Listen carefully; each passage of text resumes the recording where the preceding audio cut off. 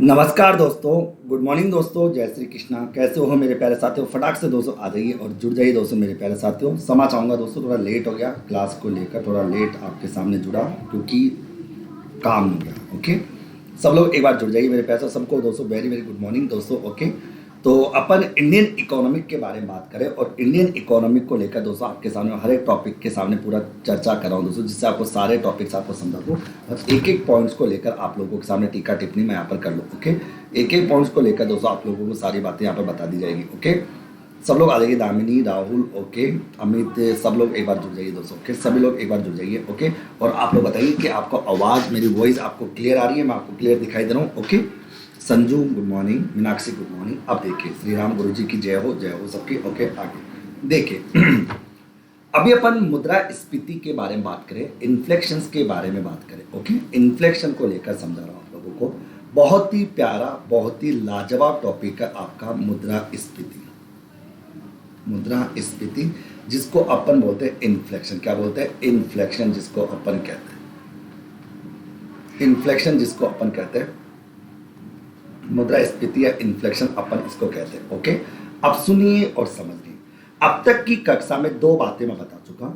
Inflection का मतलब क्या होता है और इन्फ्लेक्शन की क्या क्या रीजंस हो सकते हैं, जिसमें डिमांड्स के आधार पर, सप्लाईज के आधार पर एंड कॉस्ट के आधार पर इन्फ्लेक्शन को कैसे कैसे अलग अलग कैटेगरीज में बांटा गया। ये सब बातें अब तक की कक्षा में अपन देख चुके थे। ओके, और आपको कल तक की जो कक्षा मैंने बताई थी वो उम्मीद करता हूँ आप लोगों को बेस्ट तरीके से समझ में आ गई होगी और आपने उस कक्षा को पूरा एंजॉय करके देखा होगा। आपको कहीं पर भी कोई प्रॉब्लम आप लोगों के सामने नहीं रही होगी। ओके, ये मेरा आप लोगों के साथ दावा रहेगा। ओके, इसको आपने अच्छे से एंजॉय किया होगा। ओके, आज की कक्षा के अंतर्गत मैं आपके सामने बहुत ही लाजवाब टॉपिक पढ़ाने वाला हूँ, मुद्रास्फीति के प्रकार, यानी इन टाइप्स ऑफ इन्फ्लेक्शन की बात करेंगे। मुद्रास्फीति के प्रकार कि मुद्रास्फीति को कितने भागों में बांटा गया। मुद्रास्फीति के प्रकार। ओके, मुद्रास्फीति के प्रकार। ओके, मुद्रास्फीति के प्रकार, टाइप्स ऑफ इन्फ्लेक्शंस की मैं बात करूँ, यहाँ पर बात है। ओके मित्रों, आगे तो देखो, सबसे पहले तो मैं आपको यहाँ पर बताना चाहूँगा और आपको समझाने का प्रयास करूँगा दोस्तों कि किसी भी अर्थव्यवस्था में मुद्रास्फीति की जो दर होती है, मुद्रास्फीति की जो दर होती है, मुद्रास्फीति की दर को दो भागों में बांटा गया है मित्रों के, या मुद्रास्फीति को दोस्तों दो प्रकार से बांटा गया है। एक दर के आधार पर बांटा गया है और एक नियंत्रण के आधार पर बांटा गया। ओके मित्रों, आगे तो मित्रों मैं कह सकता हूँ कि किसी भी अर्थव्यवस्था में, किसी भी अर्थव्यवस्था में, किसी भी अर्थव्यवस्था में, किसी भी अर्थव्यवस्था में मुद्रास्फीति को, इन्फ्लेक्शन की मैं अगर बात करूं, मुद्रास्फीति को किसी भी अर्थव्यवस्था में मुद्रास्फीति को दो भागों में बांटा गया है। ओके, दो भागों में बांटा गया है, दो भागों में बांटा गया है। ओके, सबसे पहली बात तो इसको दो भागों में बांटा गया है, यानी मुद्रास्फीति को दो कैटेगरीज में अपन बांटते हैं। ओके, किसी भी अर्थव्यवस्था की बात करें तो मुद्रास्फीति को दो भागों में बांटा जाता है, यानी इन्फ्लेक्शंस को दो प्रकार से डिवाइड किया गया। ओके, सुनना, एक हो गया दर के आधार पर, ये होता है आपका दर के आधार पर, on the basis of rate. दर के आधार पर मतलब on the basis of rate, कि रेट के आधार पर इन्फ्लेक्शन कैसी होती है, और एक होती है आपकी नियंत्रण के आधार पर, on the basis of control, नियंत्रण के आधार पर। तो इस प्रकार से मैं ये कह सकता हूँ कि इन्फ्लेक्शंस की बात अगर करें तो उसको दो कैटेगरी में बांटकर पढ़ा जाता है। एक होता है दोस्तों दर के आधार पर और एक होता है नियंत्रण के आधार पर। ओके, चलिए तो अब अपन दर के आधार पर जब इन्फ्लेक्शन को देखते हैं, दर के आधार पर मुद्रास्फीति को समझते हैं, तो दर के आधार पर मुद्रास्फीति को तीन भागों में बांटा जाता है। तीन भागों में मुद्रास्फीति को बांटा जाता है। दर के आधार पर मुद्रास्फीति को तीन कैटेगरी में बांटा जाता है, तीन कैटेगरी में डिवाइड किया जाता है। कौन कौन सी? एक होती है आपकी अल्प मुद्रास्फीति, एक होती है आपकी अल्प मुद्रास्फीति दोस्तों, जिसको अलग अलग नामों से जाना जाता है, और लो इन्फ्लेक्शन जिसको अपन कह सकते हैं, लो इन्फ्लेक्शन जिसको कहा जाता है। ओके, एक होती है आपकी सरपट, कौन सा पट? सरपट मुद्रास्फीति, जिसको नाम दिया गया गैलोपी, क्या नाम का? गैलोपी मुद्रास्फीति, यानी गैलोपी इन्फ्लेक्शन कहा जाता है। और एक होती है आपकी अति मुद्रास्फीति, अति मुद्रास्फीति का होता है हाइपर इन्फ्लेक्शन। क्या बोला जाता है? हाइपर इन्फ्लेक्शन इसे कहा जाता है। यह हाइपर इन्फ्लेक्शन अपना कहलाता है। ओके, यह हाइपर इन्फ्लेक्शन के अंतर्गत इसको कंसिडर किया जाता है। ओके, तो मुद्रास्फीति को दर के आधार पर तीन कैटेगरी में बांटा जाता है। एक अल्प मुद्रास्फीति होती है जिसको लो इन्फ्लेशन कहते हैं, ये अपनी सरपट होती है जिसको गैलोपी बोलते हैं, और ये होती है आपकी अति जिसको हाइपर इन्फ्लेशन कहा जाता है। जबकि कंट्रोल के आधार पर, अगर मैं कंट्रोल के आधार पर अगर समझाने का प्रयास करूं तो कंट्रोल के आधार पर मुद्रास्फीति को दो ही भागों में बांटा जाता है। एक होती है आपकी खुली ओपन इन्फ्लेशन, खुली मुद्रास्फीति अर्थात वो मुद्रास्फीति की दर जो अपनी कंट्रोल में नहीं होती, कंट्रोल से बाहर होती है, उसे खुली मुद्रास्फीति कहा जाता है मित्रों के। आगे आगे उसके बाद एक होती है आपकी बंद मुद्रास्फीति। ओके, बंद मुद्रास्फीति का था कि आपकी होती क्लोज। ओके, क्लोज की अगर होता क्लोज इन्फ्लेशन की बात करो तो इसको बोलते हैं बंद। तो एक होती है खुली मुद्रास्फीति और एक होती है आपकी बंद मुद्रास्फीति। तो दो प्रकार की मुद्रास्फीति होती है, एक खुली मुद्रास्फीति होती है और एक बंद मुद्रास्फीति होती है। तो एक तो हो गया दर के आधार पर। दर के आधार पर मुद्रास्फीति की दर को तीन भागों में बांटा गया, अल्प मुद्रास्फीति, सरपट मुद्रास्फीति और अति मुद्रास्फीति। कंट्रोल के आधार पर इन्फ्लेशन को दो भागों में बांटा जाता है, एक खुली मुद्रास्फीति होती है और एक अपनी होती है बंद मुद्रास्फीति। दोनों इस प्रकार से अलग अलग भागों में दोस्तों इसको बांटा जाता है, अलग अलग भागों में इसको देखा जाता है। तो एक होती है आपकी खुली मुद्रास्फीति और एक होती है आपकी बंद मुद्रास्फीति। इस प्रकार से अलग अलग कैटेगरी में इसको बांट दिया जाता है। ओके, अब सुनिए और समझिए, एक एक को बात करते हैं। ओके, तो सबसे पहले बात है दर के आधार पर। तो सबसे पहले अपनी कॉपी में अच्छे से नोट्स बना लीजिए आराम से, और मैं एक एक पॉइंट्स को आपको समझा देता हूँ। ओके, सबसे पहला आता है दर के आधार पर। तो मैंने कहा कि दर के आधार पर, किसके आधार पर? दर के आधार पर इन्फ्लेशन। अब भाई साहब, दर के आधार पर जब मुद्रास्फीति की बात आती है कि दर के आधार पर मुद्रास्फीति को कैसे कैसे भागों में बांटा जाता है। हाँ, ओके, दर के आधार पर मुद्रास्फीति की जब बात अपन करते हैं तो आप इसमें लिख सकते हो कि दर के आधार पर दोस्तों अगर बात करें तो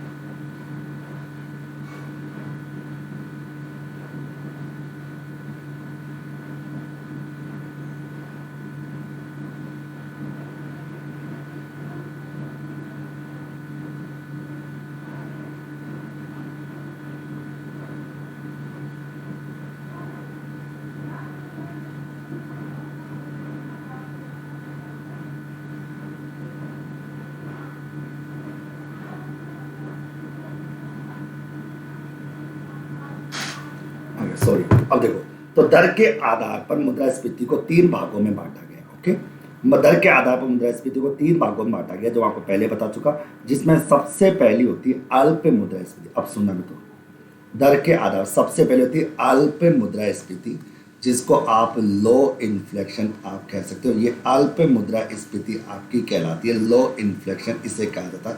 तो दर के आधार पर मुद्रास्फीति में सबसे पहले लो इन्फ्लेशन की बात आपके सामने आ जाती है। ओके, अब सुनिए और समझने की कोशिश आप लोग अच्छे से कीजिए और मैं समझा। देखो, मैं आपको एक बात कहता हूं दोस्तों कि जब भी किसी अर्थव्यवस्था में दीर्घ काल तक, लॉन्ग टर्म पीरियड तक अगर इन्फ्लेशन की रेट अगर सिंगल डिजिट्स में बनी रहती है, अर्थात 0 से लेकर 9% तक होती है, तो उसे अल्प मुद्रास्फीति कहा जाता है। मैं कह सकता हूं दोस्तों, पहले इसकी थ्योरी लिख लेते फिर समझा दूंगा। देखो, मैंने कहा कि जब किसी अर्थव्यवस्था में जब किसी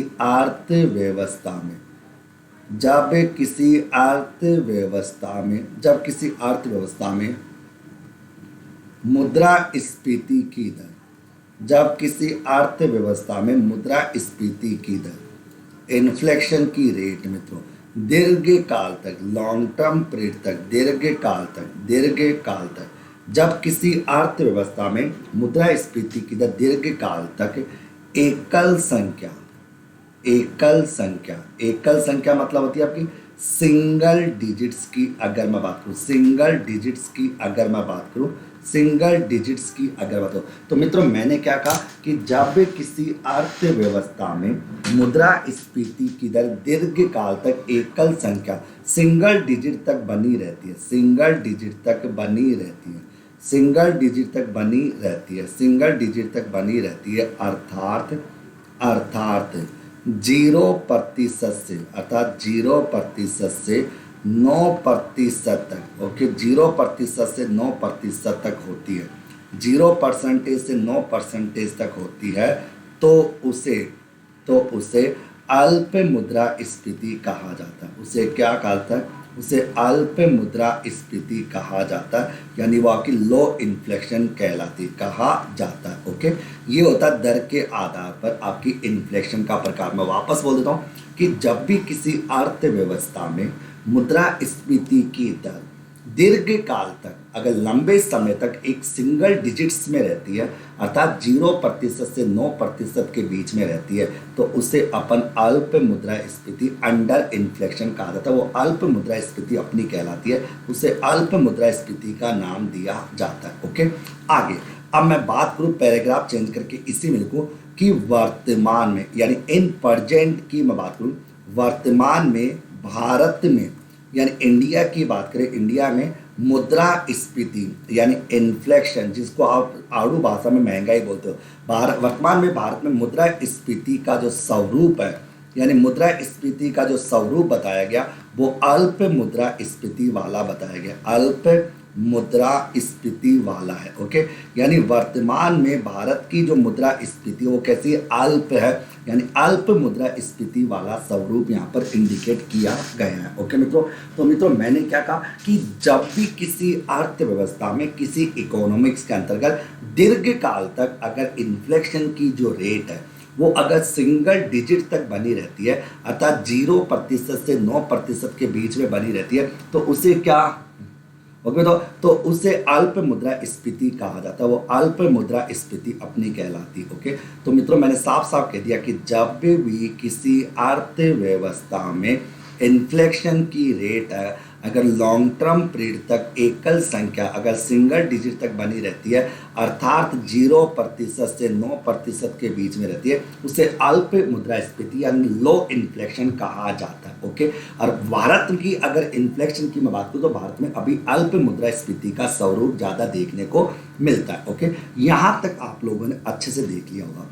अब यहाँ तक तो आपको समझ में आ गया होगा। अब इसके नीचे मैं 2 नोट आपको जरूर लिखाऊंगा जो आप लोगों के काम आएंगे, क्योंकि आज अपन इन्फ्लेशन के प्रकार ही पढ़ेंगे दोस्तों। ओके, पहला नोट नंबर पहला होता है कि अल्प मुद्रास्फीति, जिसको आप लो इन्फ्लेशन कहते हो। ओके, तो अल्प मुद्रास्फीति सामान्यतः, मित्रों मैंने कहा कि अल्प मुद्रास्फीति जो होती है वो सामान्यतः सभी देशों में, अल्प मुद्रास्फीति सामान्यतः सभी देशों की अर्थव्यवस्थाओं के लिए, सभी देशों की अर्थव्यवस्थाओं के लिए, चाहे कोई सा भी देश हो, चाहे विकसित देश हो, चाहे विकासशील देश हो, चाहे अविकसित देश हो, तो अल्प मुद्रास्फीति सामान्यतः सभी देशों की अर्थव्यवस्थाओं के लिए, सभी देशों की अर्थव्यवस्थाओं के लिए सर्वश्रेष्ठ, सबसे बेस्ट, सर्वश्रेष्ठ मुद्रास्फीति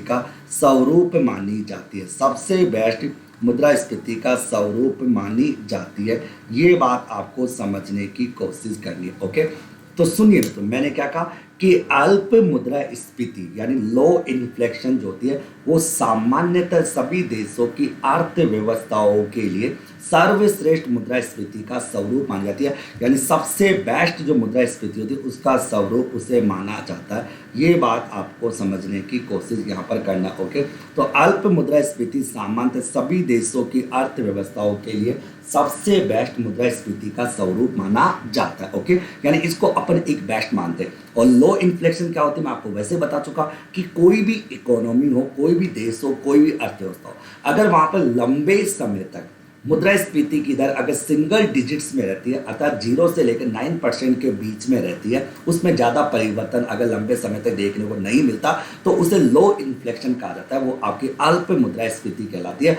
और भारत में अभी मुद्रास्फीति का स्वरूप यही है मित्रों। ओके, आगे अब ये चीज तो आपको समझ में आ गई, लेकिन यहाँ पर जो एक नॉट नंबर जो 2 है वो भी तो समझना आप लोगों के लिए जरूरी है। मित्रों, आप लोगों को इकोनॉमिक्स से डर तो नहीं लगता ना? अब आपको इकोनॉमिक्स को लेकर बिल्कुल भी डर नहीं लगता, इसलिए कहता हूँ दोस्तों पीडीएफ के भरोसे मत पड़ा करो, थोड़ी बहुत मेहनत करनी है, 5-10 मिनट की बात है, 5-10 दिन की बात है, मेहनत कर लो, लिख लो आगे।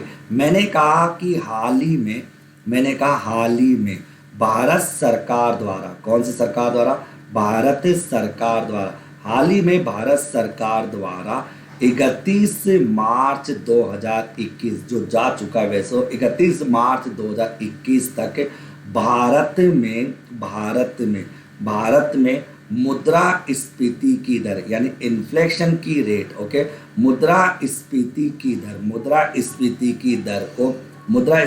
दर को 2% से 6%, 2% से 6% तक यानी 2%, यानी मतलब 4% प्लस माइनस 2% तक, ओके, तक रखे जाने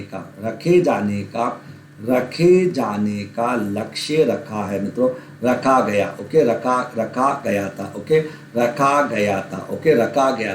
बताइए आगे। तो मित्रों मैंने क्या कि भारत सरकार ने 31 मार्च 2021 तक ये टारगेट रखा था कि भारत में मुद्रास्फीति इन्फ्लेशन की जो रेट है उस रेट को 2% से 6% के बीच में यानी 4% प्लस माइनस 2% तक रखे जाने का लक्ष्य रखा गया था, जिसे ये लक्ष्य रखा तो था सरकार ने, लेकिन आपको याद हो तो जिसे प्राप्त यानी इस टारगेट को प्राप्त करने हेतु भारत सरकार तथा आरबीआई, ओके, भारत सरकार तथा आरबीआई के बीच एक समझौता हुआ था। भारत सरकार और आरबीआई के बीच क्या हुआ था? एक समझौता हुआ था, एक एग्रीमेंट हुआ था, एक समझौता हुआ तथा उस समझौते के आधार पर उस समझौते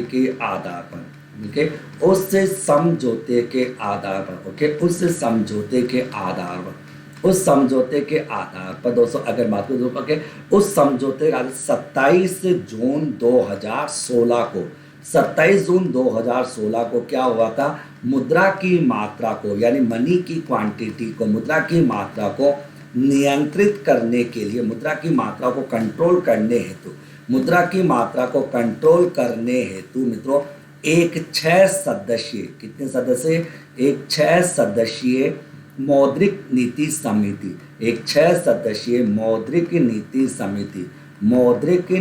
समिति, ओके, जिसको आप क्या बोलोगे? मॉनेटरी पॉलिसी कमेटी कहा गया। मॉनेटरी पॉलिसी कमेटी का गठन किया गया है। ये बात आपको ध्यान में रखने की, यहाँ बिल्कुल रघुराम राजन समिति की सिफारिश है। यानी सरकार ने क्या, देखो सरकार ने क्या कहा कि भारत में इन्फ्लेशन यानी महंगाई की दर को कंट्रोल करना है, तो महंगाई की दर को कंट्रोल करने के लिए मुद्रास्फीति की दर को 2% से 6% के बीच में बनाए रखने का टारगेट सरकार ने रखा, और ये कहा कि इस टारगेट को अचीव करने के लिए कुछ ना कुछ तो करना पड़ेगा। तो इसलिए क्या हुआ, भारत सरकार के बीच में और रिजर्व बैंक ऑफ इंडिया के बीच में एक कॉन्ट्रैक्ट हुआ, एक एग्रीमेंट हुआ, और उस एग्रीमेंट के आधार पर एक समिति का गठन किया गया दोस्तों, जिसका नाम था मौद्रिक नीति समिति, जो प्रत्येक 2 महीने में एक बार क्या करती है? मुद्रा की मात्रा को कंट्रोल करती है और मुद्रास्फीति को एक कंट्रोल लेवल पर बनाए रखती है। और इस समिति ने अपना कार्य बहुत खूबी का, यानी आज भारत की मुद्रास्फीति की दर लगभग 4 और 5% के बीच में रहती है, क्योंकि इसने पूरा कंट्रोल करके महंगाई को पूरी तरह से कंट्रोल कर रखा है। जनरली अपन क्या कहते हैं? पेट्रोल के दाम बढ़ गए, डीजल के दाम बढ़ गए। दोस्तों एक बात रही, एक वस्तु के दाम बढ़ जाने से क्या सारा मार्केट इन्फ्लेशन में चला जाता है कि नहीं? जैसे मान लो मैं कक्षा लेता हूँ, अगर मेरी कक्षा में 500 विद्यार्थी है, तो 500 में से अगर 10 विद्यार्थी अगर मेरे लिए नेगेटिव बोलते हैं तो क्या मुकेश सर गलत हो जाते हैं क्या? नहीं दोस्तों। अगर 10 लोग डिसलाइक करते तो मुकेश सर गलत हो जाते? नहीं दोस्तों। हमेशा एक मेजोरिटी देखी जाती है, एक अगर आता है ठीक है, तो अगर एक तो मेजोरिटी देखी जाती है, एक उसका मतलब बहुमत देखा जाता है, और बहुमत किस ओर जाता है उस आधार पर दोस्तों सारी चीज चलती है। तो आज भारत में मुद्रास्फीति की दर जो है वो पूरी तरह से कंट्रोल में, अर्थात सरकार ने पूरी तरह से कंट्रोल कर रखा। जो आप मार्केट में देखते हो कि महंगाई बढ़ गई, जनरली 1-2 वस्तुओं के दाम बढ़े, और 1-2 वस्तुओं के दाम बढ़ने से कोई महंगाई नहीं बढ़ती मित्रों। महंगाई के लिए दोस्तों वस्तुओं का एक समूह होता है, जब आपको मैं महंगाई की गणना करना सिखाऊंगा कि एक्चुअल में महंगाई की गणना होती कैसे, इन्फ्लेक्शन को कैलकुलेट कैसे किया जाता है, तब आपको मेरी बात और अच्छे से समझ आएगी कि वाकई ये इन्फ्लेक्शन की रेट निकलती कैसे। 4%, आप आए दिन अखबार में पढ़ते हो कि मुद्रा महंगाई 4% चली गई, 4.3 चली गई, 4.2 चली गई। तो ये 4% क्या है, 4.2 क्या है, 4.3 क्या है, ये आपके मन में चलता रहता है कि सर ये कैसे निकलता है। और इकोनॉमिक एक ऐसा सब्जेक्ट है, इतना प्यारा सब्जेक्ट है, हर किसी के मन में जिज्ञासा ही रहती है, क्योंकि एक अर्थशास्त्र जो होता है वो अपने दैनिक दिनचर्या का सब्जेक्ट होता है, डेली रूटीन का सब्जेक्ट होता है, और इस सब्जेक्ट को जितनी गहराई के साथ पढ़ोगे उतना ही ये आनंद आपको देता है। तो ये तो होगी आपकी पहली मुद्रास्फीति, जिसको अल्प मुद्रास्फीति कहा जाता है, लो इन्फ्लेशन कहा जाता है। ओके, आगे अब चलते सेकंड नंबर पे आती है आपकी सरपट। कौन सा पट? सरपट मुद्रास्फीति। सरपट मुद्रास्फीति। अब इसको एक नाम दिया गया गैलोपिंग। कौन सा पी? गैलोपिंग। गैलोपिंग इन्फ्लेक्शन इसको नाम दिया जाता है, गैलोपिंग इन्फ्लेक्शन इसको नाम दिया गया। ओके, अब सुनिए और समझने की कोशिश कि गैलोपिंग इन्फ्लेक्शन क्या होता है ये समझने। ओके दोस्तों, आप लोगों में से कोई भी विद्यार्थी जिसने फिस्कल पॉलिसी अच्छे से पढ़ा है और जिसकी राइटिंग अच्छी है, आज आप मेरे को उसकी पीडीएफ देना जिसमें बच्चों को पीडीएफ दे सकूं। ओके, क्योंकि मैं अपने हाथ से लिखाए गए नोट्स की पीडीएफ ही सबसे बेस्ट मानता हूं दोस्तों। अब देखो, गैलोपिंग इन्फ्लेक्शन क्या होता है, कॉमन सेंस की बात है, पहले मैं लिखा देता हूं, समझ आ जाएगा। मैंने लिखा कि जब किसी अर्थव्यवस्था में जब किसी अर्थव्यवस्था में जब किसी अर्थव्यवस्था में जब किसी अर्थव्यवस्था में जब किसी अर्थव्यवस्था में मुद्रास्फीति की अगर मैं बात करूं, जब किसी अर्थव्यवस्था में मुद्रास्फीति की दर में 2 डिजिट्स, अगर 2 डिजिट संख्याओं से 2 डिजिट्स संख्याओं से 3 डिजिट्स के मध्य, मतलब 2 डिजिट संख्याओं से मध्य 3 डिजिट के मध्य अगर रहती है, अगर इन्फ्लेक्शन की रेट 2 संख्याओं से बीच में 2 से 3 संख्याओं के बीच में रहती है, अर्थात 10% से लेकर 999% के बीच में रहती है, तो उसे एक नाम दिया गया, तो उसे सरपट मुद्रास्फीति, मतलब उसको गैलोपिंग इन्फ्लेक्शन कहा जाता है। वो अपना गैलोपिंग इन्फ्लेक्शन कहलाता है, उसे सरपट मुद्रास्फीति कहा जाता है, यानी उसको गैलोपिंग इन्फ्लेक्शन कहा जाता है, क्योंकि अपन रेट के बेस पे पढ़ रहे हैं। तो दोस्तों मैंने क्या लिखा, जैसे मैं यहाँ पर एक एग्जाम्पल, जैसे अगर मैं लिख दूँ, जैसे किसी अर्थव्यवस्था में, यानी अर्थव्यवस्था मतलब किसी भी इकोनॉमी के अंतर्गत किसी भी देश के, तो जब मैंने कहा किसी अर्थव्यवस्था में, अगर जब किसी अर्थव्यवस्था में दीर्घकाल, अगर किसी अर्थव्यवस्था में दीर्घकाल तक मुद्रास्फीति की दर, कौन सी दर? मुद्रास्फीति की दर, इन्फ्लेक्शन की जो रेट होती है वो 10% से 999% तक बनी रहती है, 999% तक बनी रहती है। ओके, तो मित्रों मैंने क्या कहा कि जब किसी अर्थव्यवस्था में मुद्रास्फीति की दर 2%, 2 डिजिट से 3 डिजिट के मध्य रहती है, तो उसे अपन सरपट मुद्रास्फीति, गैलोपिंग इन्फ्लेक्शन कहा जाता है। मैंने यहाँ पर अच्छे से आपको ये समझाने का प्रयास किया कि किसी अर्थव्यवस्था में दीर्घकाल तक अगर मुद्रास्फीति की दर 2% से 999% तक बनी रहती है, तो उसे क्या कहते हैं? उसे सरपट, तो उसे क्या कहेंगे? उसे सरपट मुद्रास्फीति, तो उसे सरपट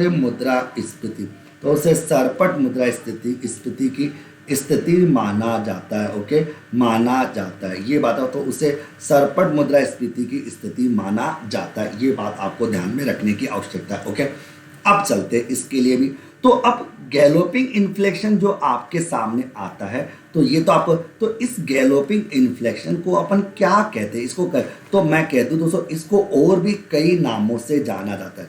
मैं यहाँ पर कह दूं कि सरपट मुद्रास्फीति जो आपकी होती है, जिसको गैलोपिंग इन्फ्लेक्शन कहा जाता है, तो गैलोपिंग इन्फ्लेक्शन को अपन उछल कूद मतलब जंपिंग इन्फ्लेक्शन भी कहते हैं। जंपिंग इन्फ्लेक्शन भी कहते हैं, इसको उछल कूद वाली इन्फ्लेक्शन भी कहते हैं, इसको छलांगती। ओके मित्रों, छलांगती, छलांगती मतलब छलांग लगाना, जंप करना। ओके, इधर उधर दौड़ना, गैलोपिंग करना, तो इसको छलांगती मुद्रास्फीति भी कहा जाता है। इसको रेसिंग इन्फ्लेक्शन, दौड़ती मुद्रास्फीति भी कहा जाता है, क्योंकि ये दौड़ती है, ये चलती नहीं है, दौड़ती है। ओके, ये दौड़ती है, इसको दौड़ती मुद्रास्फीति आदि कई नामों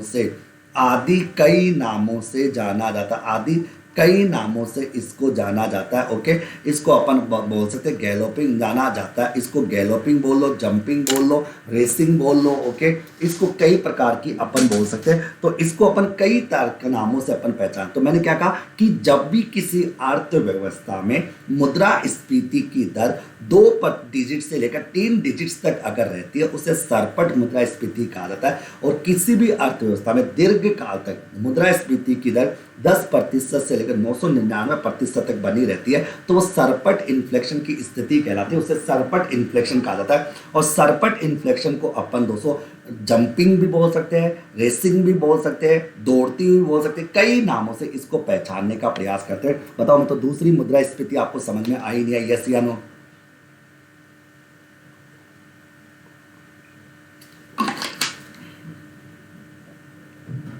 ओके, यहां पर दूसरी आपको समझ में आ गया अच्छे से तो। ओके, अब चलते तीसरे नंबर की, बहुत ही लाजवाब। अब तीसरे नंबर की तो भाई साहब अति कर देती है, इसको होता है अति मुद्रास्फीति। अति मुद्रास्फीति मतलब आ जाएगा आपका हाइपर इन्फ्लेक्शन, इसको अपन हाइपर इन्फ्लेक्शन कहेंगे। ये आपका हाइपर इन्फ्लेक्शन अपना कहलाता है, इसको एक नया नाम दिया था, हाइपर इन्फ्लेक्शन इसको कहते हैं।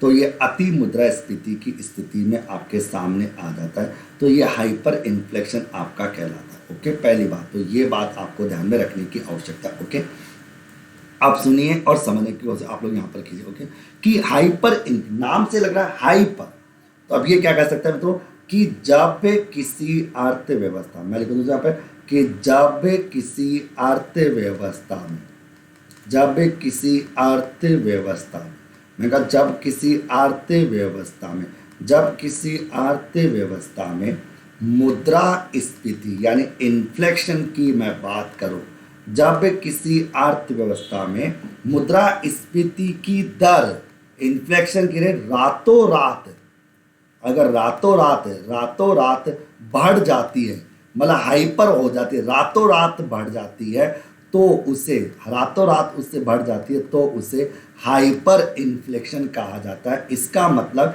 वो कंट्रोल से बाहर चली जाती है, इतनी ज़्यादा बढ़ जाती है कि समझ में नहीं आता कि इसको कंट्रोल कैसे करें। जैसे आपने जिम्बाब्वे का नाम सुना होगा, वियतनाम का नाम सुना, इन देशों की करेंसी इतनी ज़्यादा हाइपर होगी दोस्तों कि समझ से बाहर हो गया कि करे क्या।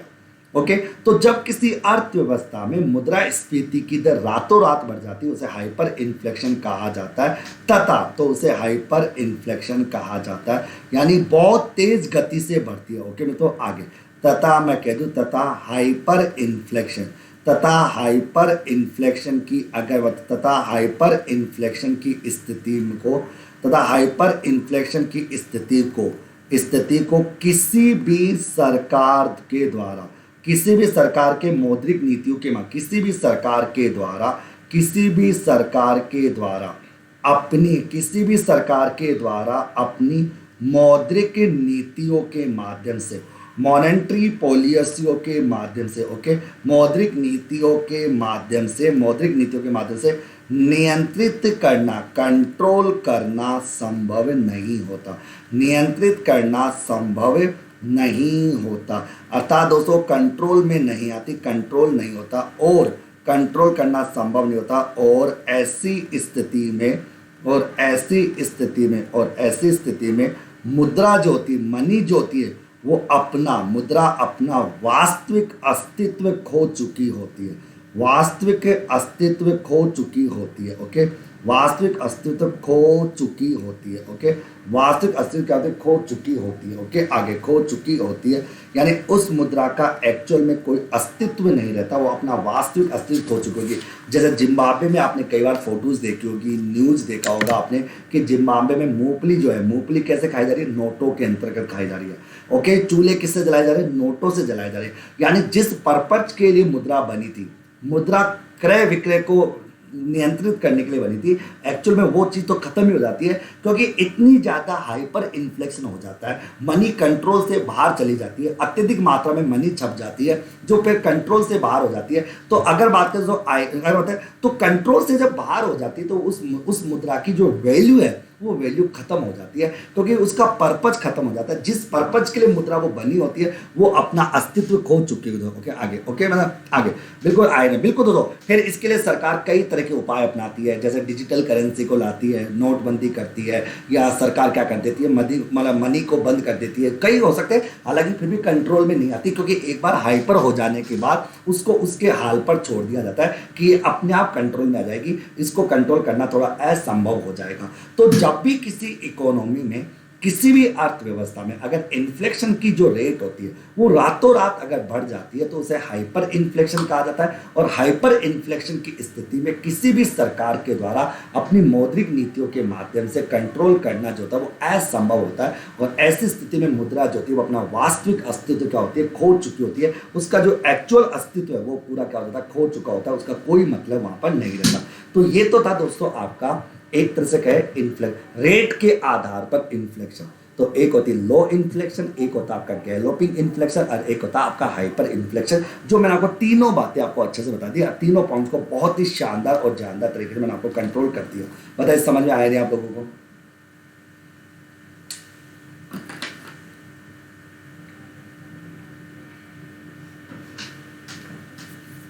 ओके, सबको समझ गया आप लोगों को? बहुत ही लाजवाब। अब चलते हैं दोस्तों, बहुत अच्छा।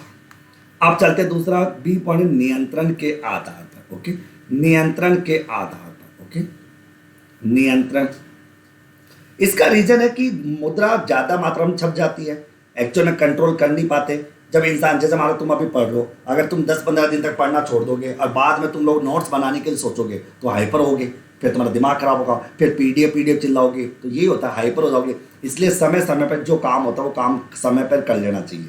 आगे, अब दूसरा था नियंत्रण के आधार पर। किसके आधार पर? नियंत्रण के आधार पर।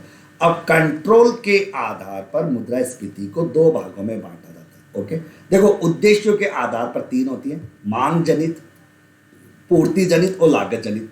और दर के आधार पर तीन होती है, low inflation, galloping inflation, hyper inflation. Okay, अब नियंत्रण के आधार पर अपन देखते हैं। ओके, देखो नियंत्रण के आधार पर मुद्रास्फीति को दो भागों में बांटा जाता है। तो एक हो गया कि खुली मुद्रास्फीति, तो नाम से पता लग रहा है खुली मुद्रास्फीति, ओपन इन्फ्लेक्शन जिसको अपन कहते हैं, ये ओपन इन्फ्लेक्शन अपना कहलाता है। इसको खुली मुद्रास्फीति कहा जाता है, ओपन इन्फ्लेक्शन यहाँ पर ही कहलाता है। अब सुनिए और समझने की कोशिश आप लोग कीजिए। देखिए मैं इसको समझाता हूँ कि ओपन इन्फ्लेक्शन है क्या।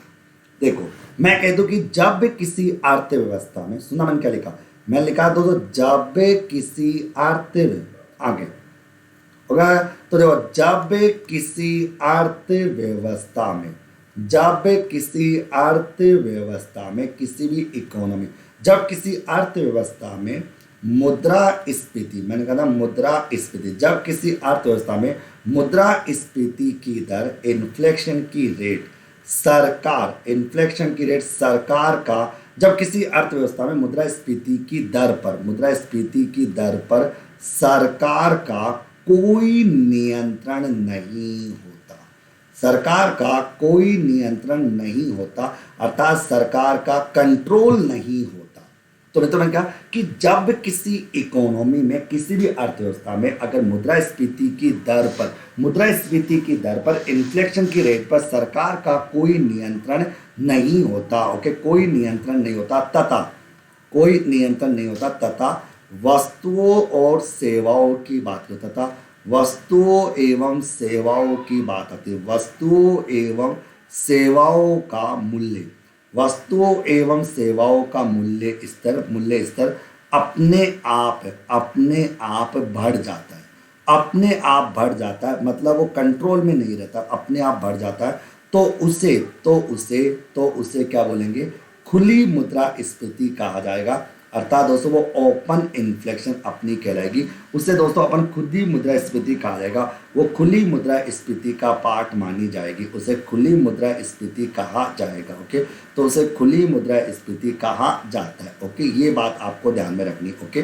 तो मेरी बात को सुनो, मैंने कहा कि जब भी किसी अर्थव्यवस्था में इन्फ्लेशन की रेट पर सरकार का कोई कंट्रोल नहीं होता तथा वस्तुओं और सेवाओं का मूल्य स्तर अपने आप बढ़ जाता है, तो उसे खुली मुद्रास्फीति कहा जाता है। वो आपकी ओपन इन्फ्लेशन कहलाती है। तो उसके ओपन अर्थात यहां पर अगर मैं लिख दूं अर्थार्थ अर्थार्थ अर्थार्थ हाइपर जो इन्फ्लेशन है, जो रेट के आधार पर जो अपना हाइपर इन्फ्लेशन है, तो अर्थात हाइपर इन्फ्लेशन की स्थिति को, अर्थात हाइपर इन्फ्लेशन की स्थिति को, हाइपर इन्फ्लेशन की स्थिति को खुली अर्थ हाइपर इन्फ्लेशन की स्थिति को खुली मुद्रास्फीति, खुली मुद्रास्फीति, खुली मुद्रास्फीति, खुली मुद्रास्फीति की स्थिति भी कहा जाता है। ओके, खुली मुद्रास्फीति की स्थिति भी कहा जाता है। ये बात आपको समझने की कोशिश करनी है, कहा जाता है। ओके, तो देखो मित्रों, मैंने क्या कहा, मैंने यहाँ पर समझाया और आपको यहाँ पर बताया कि जब भी किसी अर्थव्यवस्था में मुद्रास्फीति की दर पर, इन्फ्लेशन की रेट पर सरकार का कोई कंट्रोल नहीं होता, सरकार का कोई नियंत्रण नहीं होता, यानी जब भी किसी अर्थव्यवस्था में मुद्रास्फीति की दर पर सरकार का कंट्रोल नहीं होता, अर्थात वो सरकार के कंट्रोल से बाहर चली जाती है, सरकार उस पर कंट्रोल चाहकर भी उस पर कंट्रोल नहीं कर पाती, और उस अर्थव्यवस्था में वस्तु और सेवाओं का जो दाम है वो अपने आप बढ़ने लगता है, तो वो आपकी ओपन इन्फ्लेशन कहलाती है, खुली मुद्रास्फीति कहलाती है। ओके, अर्थात हाइपर जो इन्फ्लेशन है, उस हाइपर इन्फ्लेशन की स्थिति को अपन खुली मुद्रास्फीति की स्थिति भी कहा जाता है। ओके, तो हाइपर इन्फ्लेशन को जो है वो खुली मुद्रास्फीति की स्थिति कहा जाता है, क्योंकि यहाँ पर रेटें अपने आप बढ़ने लगती है, रेटों पर किसी का कंट्रोल नहीं होता, रेटें अपने आप ऊपर की ओर चलने जाती है। ओके, तो ये हाइपर इन्फ्लेशन अपना कहलाता है। ओके, चलिए मित्रों, अपन दूसरे नंबर की बात करें, दूसरा पॉइंट।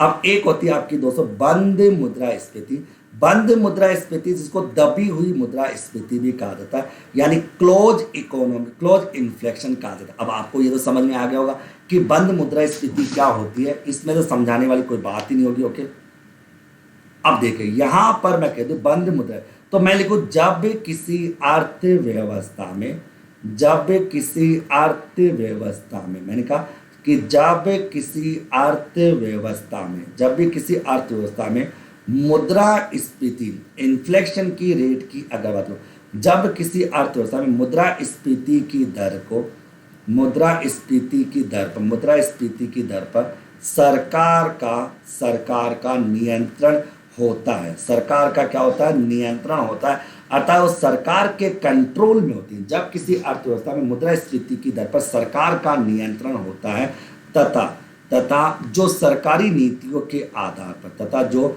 सरकारी नीतियों के आधार पर, तथा जो सरकारी नीतियों के आधार पर, तथा जो सरकारी नीतियों के आधार पर, सरकारी नीतियों के आधार पर, सरकारी नीतियों के आधार पर चलती रहती है, सरकारी नीतियों के आधार पर चलती रहती है, सरकार की नीतियों के आधार पर चलती रहती है, दबी मुद्रास्फीति कहलाती है। ओके, इसका मतलब उसको क्लोज इकोनॉमी, क्लोज इन्फ्लेशन कहा जाता है, वो दबी मुद्रास्फीति की स्थिति कहलाती है। ओके, ये बात आपको ध्यान में रखना। तो इसका मतलब उसको बंद इन्फ्लेशन कहा जाता है मित्रों के आगे। तो यहाँ पर मैंने क्या कहा दोस्तों, मैंने ये समझा आप लोगों को कि अगर किसी भी अर्थव्यवस्था में अगर इन्फ्लेशन की रेट पर सरकार का कंट्रोल होता है, वो सरकार के कंट्रोल में रहती है, सरकार के कंट्रोल के आधार पर चलती है, अर्थात सरकारी नीतियों के आधार पर, सरकार की मौद्रिक नीतियों के आधार पर वो चलती रहती है, तो उसे दबी मुद्रास्फीति कहा जाता है, अर्थात उसको दोस्तों क्लोज इकोनॉमी के नाम से उसको जाना जाता है। ओके, ये चीज आप लोगों को समझ में आ गई होगी, इस चीज को आप लोग अच्छे से समझ सकते हो। ओके, तो मैं अभी बताइए, मैं आपको अगर ये इतनी सी बात कह दूं कि भारत में जो मुद्रास्फीति की जो दर है वो रेट के आधार पर तो कैसी है, आपकी लो इन्फ्लेशन है, जिसको अपन क्रीपिंग, रेंगती हुई मुद्रास्फीति कहते हैं, रेंगती, उसको अपन क्रीपिंग इन्फ्लेशन भी कहते हैं। जबकि कंट्रोल के आधार पर भारत की मुद्रास्फीति कैसी बंद मुद्रास्फीति है। क्यों? क्योंकि भारत में मुद्रास्फीति की दर पर है वो आरबीआई का पूरा कंट्रोल है। ये आरबीआई की मौद्रिक नीति के आधार पर चलती है, आरबीआई की मॉनेटरी पॉलिसी के आधार पर कंट्रोल में रहती है। तो मैं कह सकता हूं कि वर्तमान में भारत में जो मुद्रास्फीति का जो स्वरूप है यानी इन्फ्लेशन का जो स्कोप है वो अगर रेट के आधार पर देखें तो लो इन्फ्लेशन है, अर्थात क्रीपिंग मतलब रेंगती हुई क्रीपिंग इन्फ्लेशन है, क्योंकि भारत में लंबे समय तक मुद्रास्फीति की जो दर है ना वो 0 से लेकर 9% के बीच में, अर्थात लगभग 4 से 5% के बीच में है। इसलिए दोस्तों लो इन्फ्लेशन है। और अगर मैं कंट्रोल के आधार पर बात करूं तो भारत में मुद्रास्फीति की जो कंट्रोल दर है वो एक क्लोज इन्फ्लेशन है। अर्थात ये क्लोज क्यों है? क्लोज इसलिए मित्रों क्योंकि भारत में मुद्रास्फीति की दर दबी मुद्रास्फीति जैसी, क्योंकि भारत में मुद्रास्फीति आरबीआई की मॉनेटरी पॉलिसी के आधार पर कंट्रोल में रहती है, अर्थात मॉनेटरी पॉलिसी के आधार पर इसको कंट्रोल में रखा गया है। ओके, तो बताइए मित्रों मेरी बात आप लोगों को अच्छे से समझ में आ गई क्या? यस या नो? ये अपना आज का टॉपिक कंप्लीट जिसमें था इन्फ्लेशन का प्रकार। कल के टॉपिक अगला टॉपिक रहेगा मुद्रास्फीति का मापन, कि मुद्रास्फीति का मापन कैसे होता है, जिसमें आपको मैं होलसेल प्राइस इंडेक्स और कंज्यूमर प्राइस इंडेक्स के बारे में बात करूंगा। आप लोगों ने नाम खूब सुना होगा, लेकिन कल आप देखोगे कि होलसेल प्राइस इंडेक्स और दोस्तों आपका कंज्यूमर प्राइस इंडेक्स क्या होता है, इस प्रकार धीरे धीरे। ओके, तो बताइए मित्रों समझ में आ गया सभी को अच्छे से? सभी विद्यार्थियों को आज का जो सेशन था वो समझ में आ गया अच्छे से मित्रों? देखिए मित्रों हर काम का एक समय होता है, अच्छे से पढ़ना है तो दोस्तों आप लोगों को तरीके से पढ़ना पड़ेगा। ओके मित्रों, अच्छा जिसने भी फिजिकल पॉलिसी के नोट्स बना रखे हैं तो पूरी पीडीएफ मेरे को सेंड कर देना, जिसमें ग्रुप में डाल सको और बच्चों को देख सको। तो आप मेरे को पीडीएफ सेंड कर सकते हो, अपने हैंड रिटन जो है सबसे सुपर राइटिंग वाला अपनी हैंड रिटन के नोट्स मेरे को सेंड कर सकता है। ओके, क्लियर मित्रों? तो अभी के लिए मैं विदा चाहता हूँ। थैंक यू मित्रों, take care, bye bye, all the best.